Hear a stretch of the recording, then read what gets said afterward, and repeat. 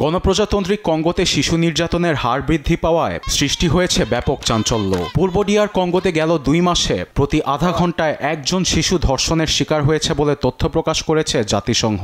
এছাড়াও জানুয়ারি ও ফেব্রুয়ারি মাসে যে 10,000 সহিংসতার ঘটনা রিপোর্ট করা হয়েছে তার মধ্যে প্রায় 45% ঘটে শিশুদের সঙ্গে। দেশটির সামরিক বাহিনী ও M23 সশস্ত্র গোষ্ঠীর চলমান সংঘর্ষের মধ্যেই শিশুদের প্রতি সহিংসতার তীব্র নিন্দা জানিয়েছে জাতিসংঘ। সংস্থাটির মুখপাত্র জেমস এলডার এজন্য চলমান সংঘাতকে দায়ী করেন। কঙ্গোয় শিশুদের নির্যাতনের মূল কারণ তাদের জাতিগত দাঙ্গা। শিশুদের প্রতি সহিংসতা কখনোই এত বেশি ছিল না। প্রাথমিক প্রতিবেদনে দেখা গেছে হাজার হাজার শিশু সহিংসতার ফলে নির্যাতনের শিকার হয়েছে।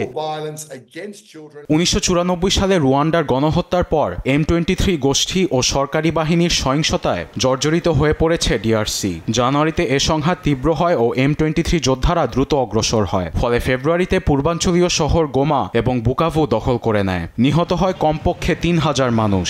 বাস্তুচ্যুত হয়ে পড়ে অনেকেই। পূর্ব ডিআরসিতে এই বছরের সংঘাতের সবচেয়ে তীব্র পর্যায়ে প্রতি 30 মিনিটে একটি শিশু নির্যাতনের শিকার হয়েছে। এটি কোনো বিচ্ছিন্ন ঘটনা নয়। আমরা বলছি এটি একটি পদ্ধতিগত সংকট। এটি পরিবার ও সম্প্রদায়কে ধ্বংস করে। এটি অবশ্যই জরুরি পদক্ষেপ নিতে বাধ্য করবে। জাতিসংঘের পক্ষ থেকে জানানো হয়, ডিআরসির জরুরি চিকিৎসা সেবায় রয়েছে ঘাটতি। অসংখ্য ধর্ষণের শিকার রোগীর জন্য নেই প্রয়োজনীয় ব্যবস্থা। এতে HIV-র ঝুঁকিতে রয়েছে তারা। নিউজ ডেস্ক, দেশ টিভি।